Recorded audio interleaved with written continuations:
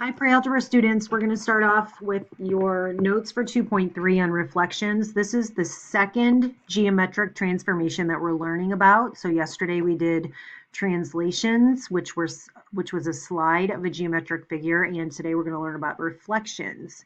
Please go ahead and fill in the vocabulary terms. So it says a reflection, also known as a flip, is a transformation which is reflected in a line called the line of reflection.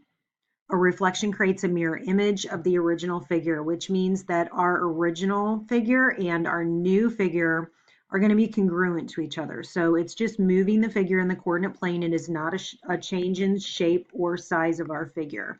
So let's look at a couple here. Okay, so notice it says we're identifying if it's a reflection, tell if it is a reflection or not a reflection. And so the first one, I'm going to say yes, that one is a reflection. Sorry about that. And I'm going to say it's reflected over the horizontal line.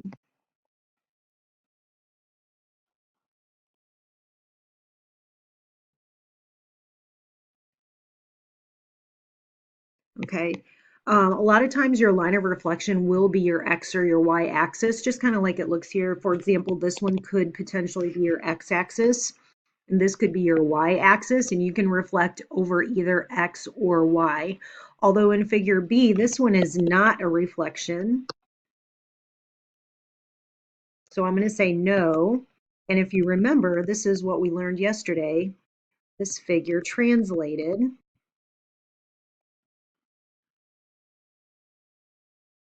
And we call that a slide.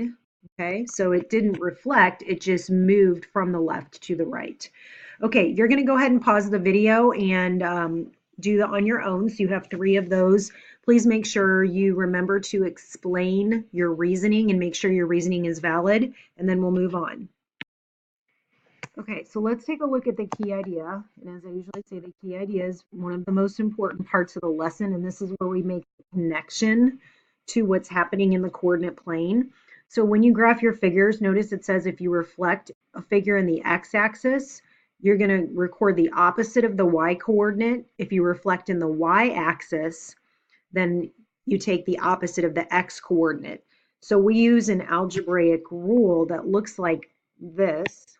Okay, so if you start with your original figure, has an ordered pair xy, so your new ordered pair, if you reflect an x, would be x negative y. So for example, if you look up here, notice that the original figure is the one that's labeled A, B, C. So it's the red figure. And if you reflect that in the x-axis, you get the blue figure. When we say reflect in x, it means reflect over the x-axis.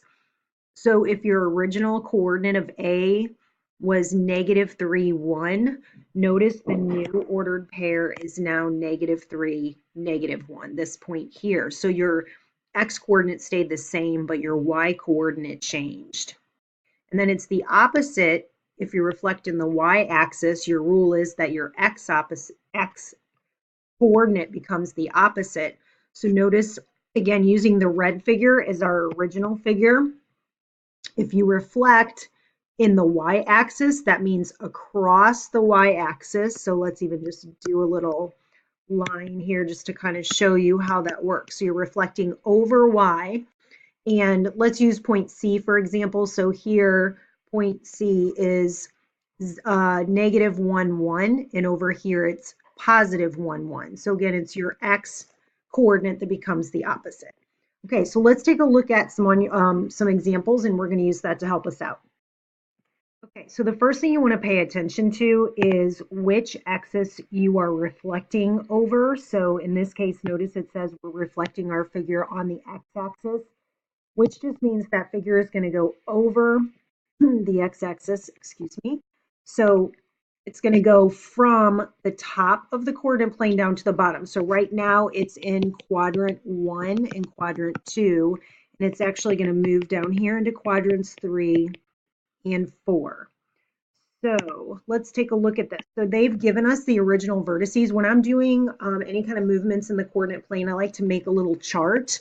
So I'm going to go ahead and even though they gave them to me, I'm going to just record my original points right here. So my original points for point A, my original ordered pair is 1, 1. Sorry, negative 1, 1. B is negative 1, 3. And C is 6, comma 3. Okay, so those are my original ordered pairs.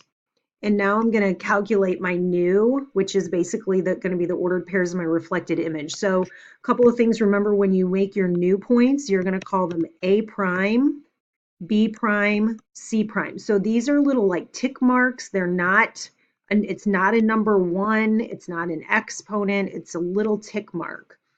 So remember we said when you reflect in the y-axis, sorry, we're reflecting in the x-axis. When you reflect in x, it is your y value that changes. So I'm going to predict that my ordered pair, my new ordered pair for A is going to be negative 1, negative 1.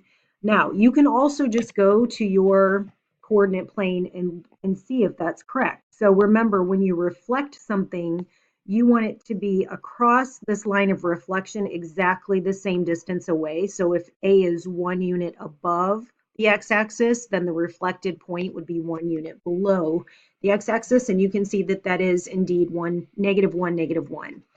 So I'm going to plot that, and I'm going to call it A prime. So point B, if you look at original B, is 1, 2, 3 units above the x-axis. So I'm going to count 1, 2, 3 units below the x-axis. There's my reflected point. I'm going to call it B prime. And notice that point is at negative 1, negative 3.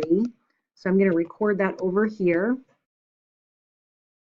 Notice again, my x value stayed the same. My y value became its opposite.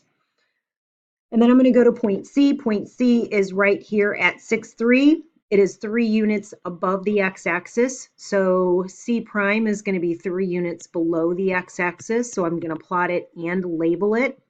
And it's at 6, negative 3. So again, notice the x coordinate stayed the same. The y coordinate changed to its opposite. The last thing I need to do is just draw my reflected image. So I'm going to do that as best I can with my pen here. Yours should look a little bit nicer than that.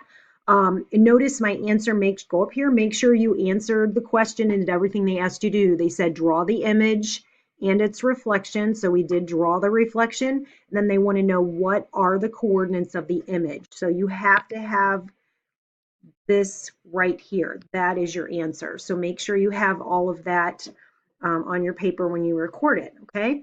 So I'm going to pause the video and you're going to do example 3, I believe, on your own is the next one.